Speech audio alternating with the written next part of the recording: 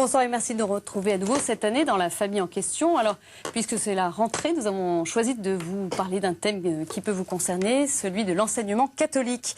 Il accueille 2 millions d'élèves en France, un enseignement victime de son succès. 35 000 dossiers ont été refusés cette année, faute de moyens. Alors pourquoi un tel engouement pour le privé? L'enseignement catholique préserve-t-il son identité chrétienne face à un public de plus en plus diversifié?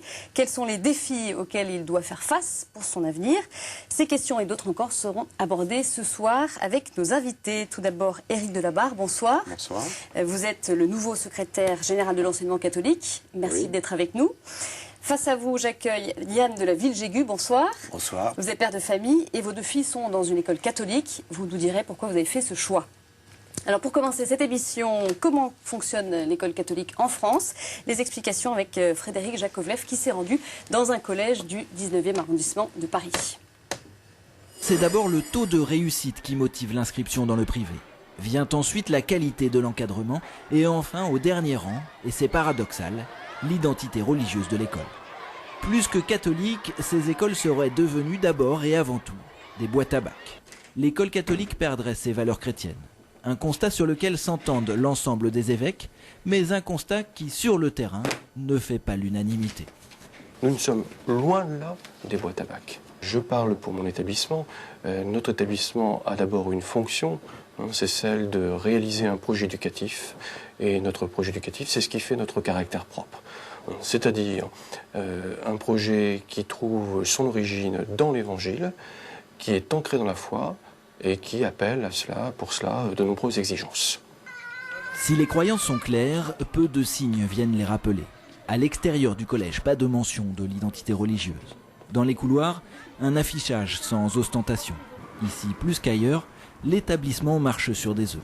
À l'image de la société, les enfants du privé ne sont qu'une faible minorité à pratiquer la foi catholique. Mais surtout, dans cet arrondissement populaire du 19e, 20% des élèves sont juifs. D'autres musulmans ou bouddhistes, une véritable mixité religieuse. Face à cet afflux d'élèves de tout horizon, le directeur doit résoudre une équation difficile. Comment annoncer la foi sans faire de prosélytisme? Pour cela, il a 2 armes. D'abord, le recrutement. En 4 ans, il a changé près d'1 tiers des professeurs. Mais surtout, c'est dans le choix des élèves qu'il impose sa stratégie. Je demande aux parents s'ils acceptent le projet éducatif qu'on leur propose. Si un parent me dit que tout cela ne l'intéresse pas, à ce moment-là, il n'y a pas de contrat entre nous et l'élève ne vient pas dans l'établissement. Pour venir dans l'établissement, il faut accepter ce que l'on propose. Donc vous allez rentrer, vous allez vous mettre en... Pas de sélection sur la religion ou l'origine sociale, mais une proposition de foi claire et sans ambiguïté qu'il faut accepter pour s'inscrire dans l'établissement. Une proposition qui commence par le rétablissement des heures de catéchèse obligatoires. Le cours de pastoral m'ouvre la vue sur d'autres religions, donc ça me permet d'apprendre beaucoup de choses différentes. On n'est pas concentré que sur notre religion, parce qu'on n'est pas dans une école juive, donc, et on apprend d'autres religions comme le bouddhisme. Dans son état des lieux un peu sévère, Monseigneur Catnos dénonce ce qu'il appelle une initiation sans vrai lien avec la foi chrétienne. Une catéchèse dispersée dans quelques recoins de l'emploi du temps. Sur le terrain, comme ici dans le 19e arrondissement, on récuse ces critiques. La volonté est clairement affichée, éduquer les jeunes avec un regard chrétien. Mais est-ce suffisant? C'est tout l'enjeu de cette polémique. Éric Delabarre, on l'entendait dans ce reportage, Monseigneur Catnos remet en question cette identité chrétienne. Et vous partagez son point de vue? Les établissements catholiques, comme le chef d'établissement qui est intervenu l'a indiqué, fondent leurs projets éducatifs sur l'Évangile. Mais ils doivent tenir compte, je dirais, du contexte dans lequel ces établissements fonctionnent. Il est bien évident que on ne peut pas faire fonctionner de la même manière un établissement, pour prendre le cas de Paris, qui est celui qui était présenté dans le reportage, lorsque l'établissement est dans le 16e arrondissement, ou lorsqu'il est, comme ici, dans le 19e arrondissement.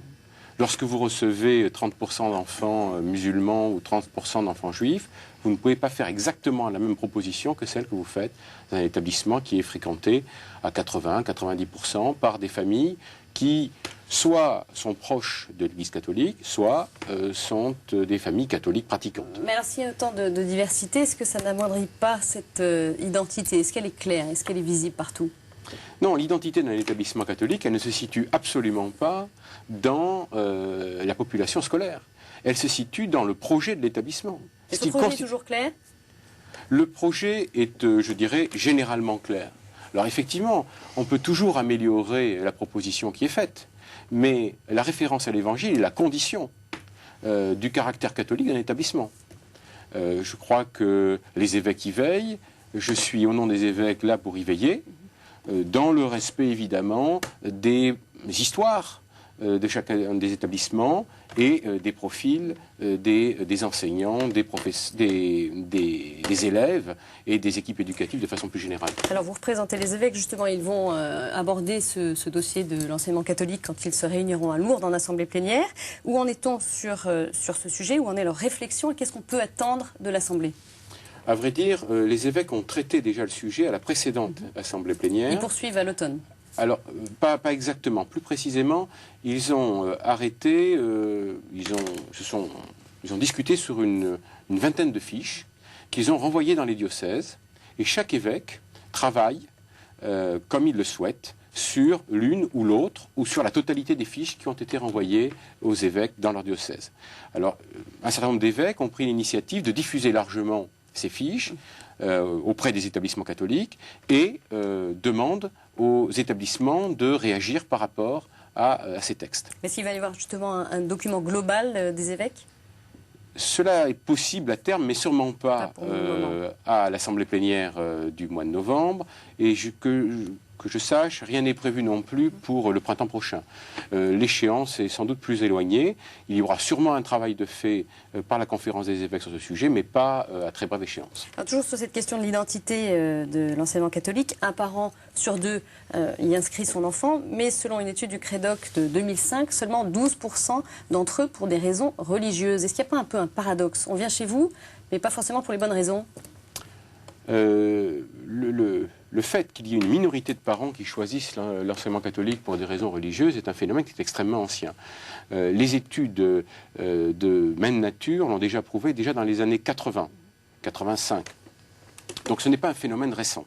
Donc on ne peut pas dire qu'il y ait un amoindrissement de ce genre de choix.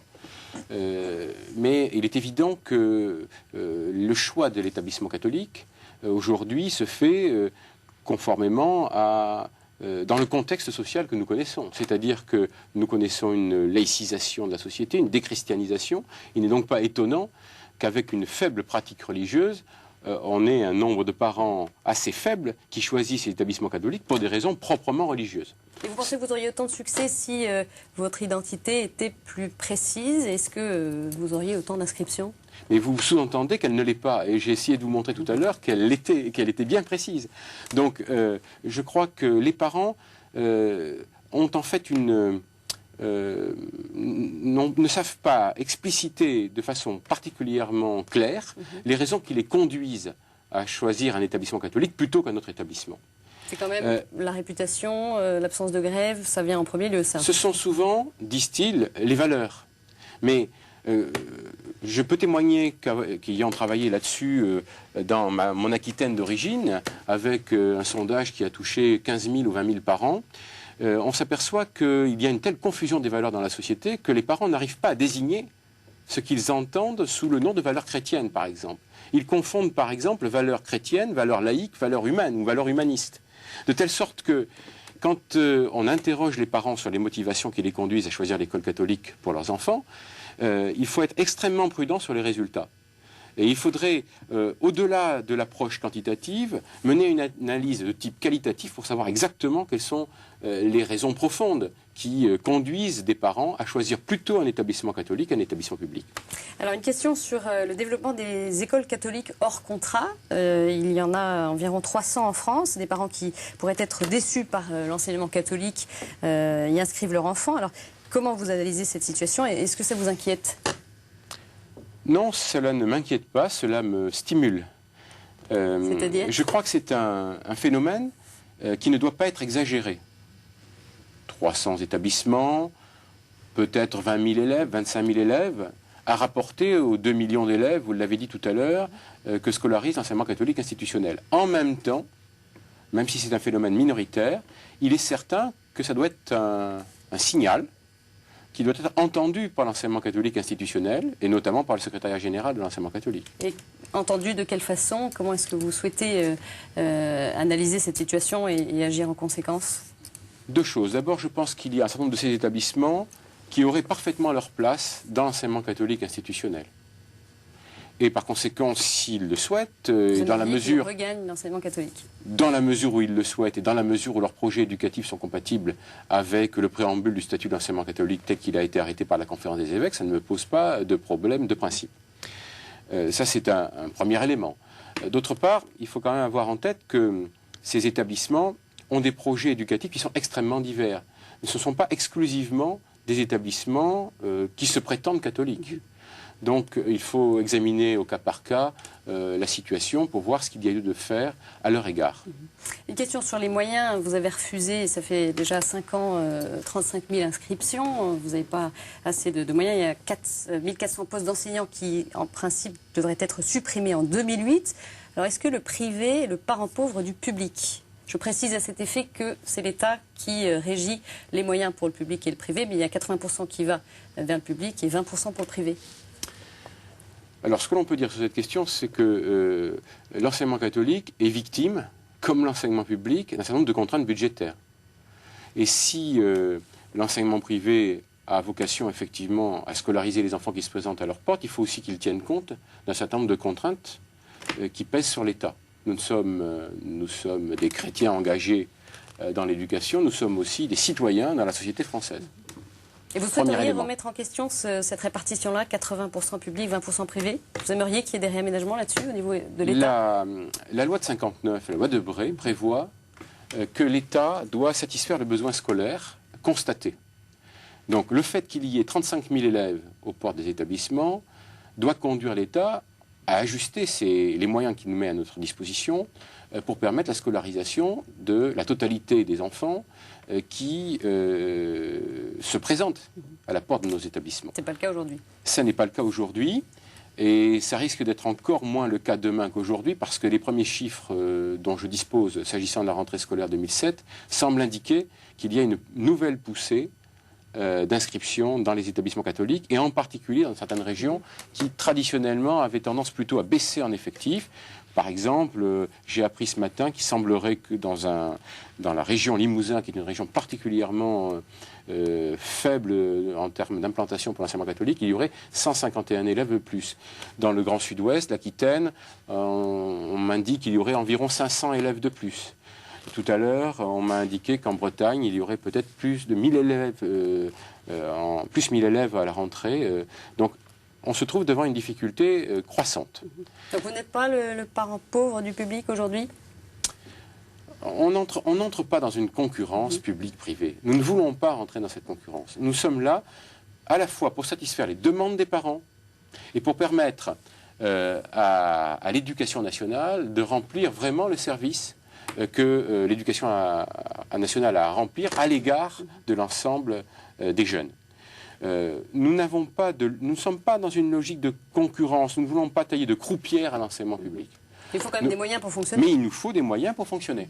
Alors justement, vous avez vu Nicolas Sarkozy la semaine dernière, le 7 septembre.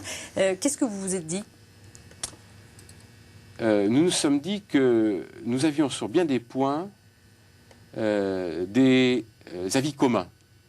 Il suffit de lire la lettre aux éducateurs qu'a adressée Nicolas Sarkozy aux éducateurs, notamment aux enseignants, pour constater qu'on peut, nous, enseignement catholique, se retrouver assez facilement dans ce qu'il dit.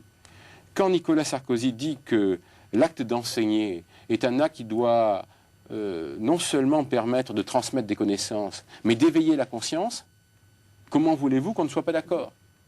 Quand Nicolas Sarkozy dit que le sacré, que le spirituel accompagne toute aventure humaine, nous ne pouvons pas ne pas être d'accord. Quand il attire l'attention sur le fait qu'il y a des moyens supplémentaires à mettre en œuvre en faveur de populations qui sont en déshérence dans la société française, comment, du point de vue du projet que nous défendons, ne pourrions-nous pas être d'accord avec cela?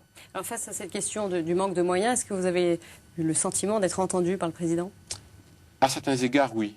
Et il y a d'autres non? disons que sur la déshérence sociale, le président de la République est prêt à faire ce qu'il faut pour nous permettre de mettre à la disposition des jeunes d'aujourd'hui, notamment dans les quartiers difficiles, notre savoir-faire. Et cela, d'ailleurs, sans tenir compte des contraintes budgétaires que j'évoquais tout à l'heure. Ce qui est d'ailleurs un acte, je le signale au passage, très courageux sur le plan politique, je tiens à le souligner. Et les points sur lesquels vous n'avez peut-être pas été totalement en accord? Nous n'avons pas encore, nous ne sommes pas entrés encore dans le débat précisément sur ce que nous avons évoqué tout à l'heure, c'est-à-dire sur le besoin scolaire reconnu. Là, il faut que nous fassions entendre, tout en ayant en tête que l'État a des contraintes budgétaires qu'il doit supporter et nous devons être solidaires de l'ensemble des citoyens de ce pays. Merci Éric Delabarre.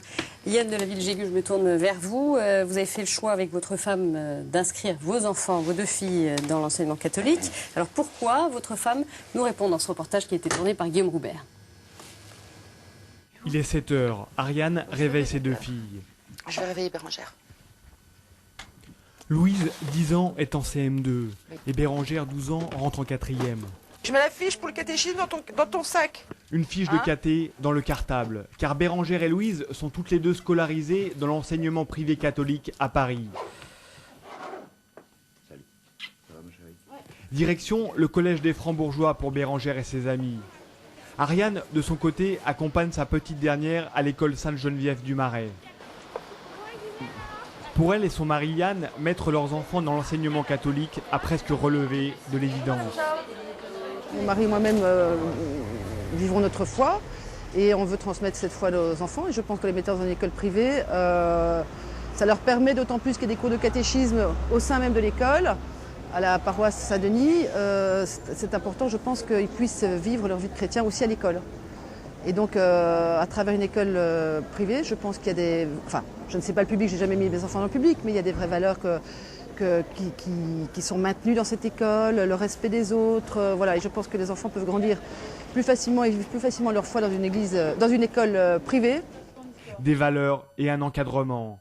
Un gage de qualité pour le couple et une manière de transmettre un projet de vie chrétien à leur fille. Cette année, Louise prépare sa confirmation avec son école. Encore un plus de l'enseignement catholique pour Ariane. Je ne suis absolument pas contre les écoles publiques du tout.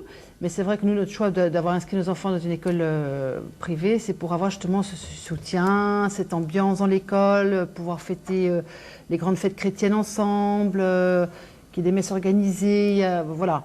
Après, c'est vrai que d'avoir une paroisse qui est attachée à l'école et de pouvoir faire des sacrements à travers l'école et la paroisse, je trouve que c'est une ouverture d'esprit formidable, parce que les enfants peuvent en parler entre eux, ils vivent ces sacrements entre eux, et c'est une expérience formidable pour les enfants qui partagent tous ensemble. Mais qu'est-ce que Jésus nous a appris? C'est le Sauveur. Vous faites un effort pour faire ce que Jésus vous a demandé? C'est avant tout par conviction qu'Ariane et Yann ont choisi de scolariser leurs filles dans l'enseignement catholique.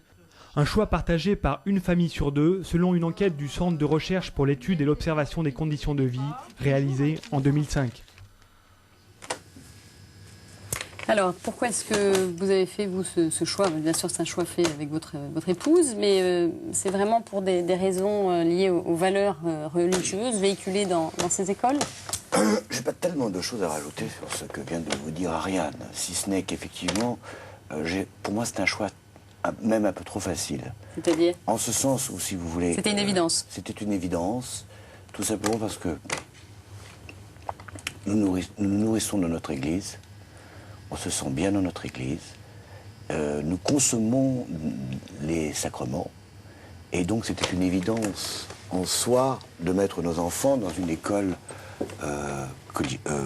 privée et chrétienne, bien évidemment. Et elle répond bien à vos attentes de ce point de vue-là? Oui, tout à fait. Tout à fait. Ce sont 2 écoles qui préparent bien les enfants intellectuellement, bien les enfants, je pense aussi, à la vie en société, et aussi leur donnent cette accroche. Alors, est-ce qu'elle leur donne ce désir? Ce désir, vous l'avez en vous ou pas, mais elle leur donne toutes les possibilités de grandir dans leur foi. Et l'option publique, c'était pas une option? L'option publique, si mes filles sont tout à fait capables de faire des études très poussées, elles pourront parfaitement bien intégrer les grands lycées parisiens. Je pense qu'on a la chance d'habiter Paris, donc il y a aussi un certain nombre de grands lycées, mais peut-être que c'est ces lycées-là qui ne voudront pas d'elles.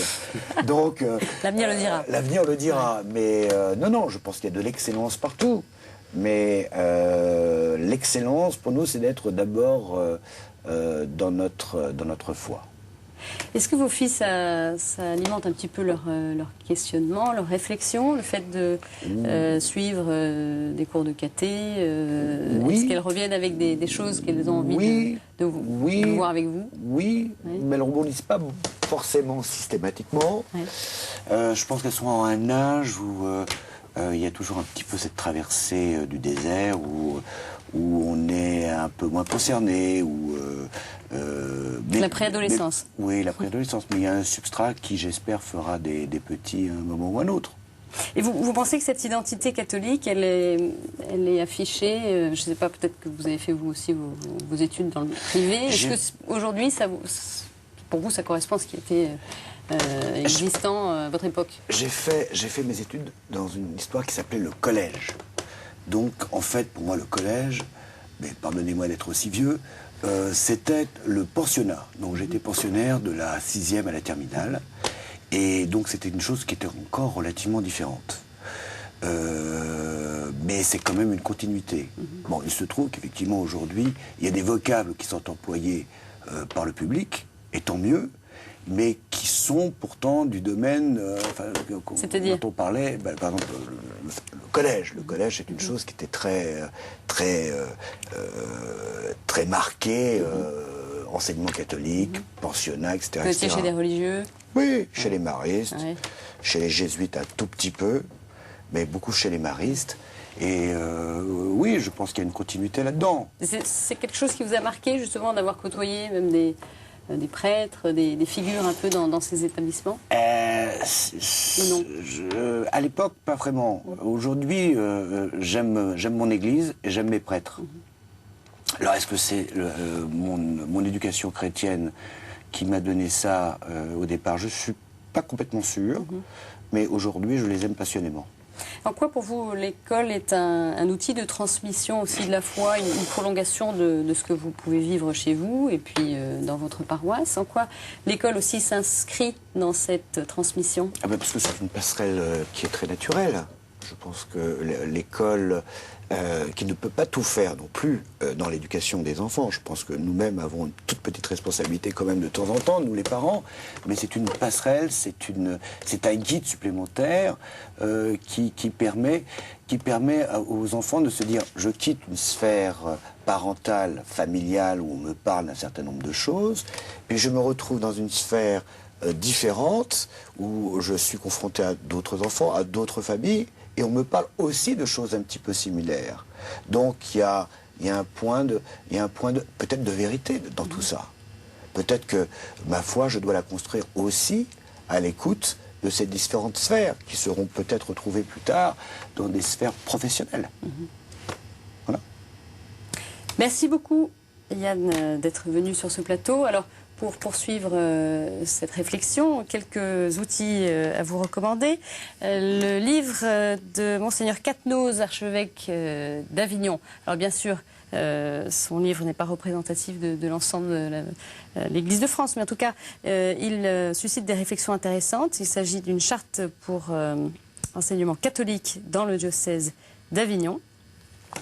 Et puis, alors, on le disait, il n'y a pas une, mais des écoles catholiques. On ne va pas parler de tout ce qui existe. Citons simplement deux d'entre elles qui soulignent bien cette diversité. L'institution Saint-Joseph, implantée en milieu rural et qui a créé une section jeunes sapeurs-pompiers. Un moyen de faire face aux difficultés locales, notamment au fort taux de chômage. Et puis enfin, également une mention spéciale aux Lassaliens, la première congrégation enseignante en France. Elle accueille 106 000 élèves et étudiants dans 150 établissements. Les Lassaliens ont lancé une campagne de communication avec le mensuel du mois de septembre, Prier, qui édite une interview du responsable des Frères des écoles chrétiennes, frère Nicolas Capel.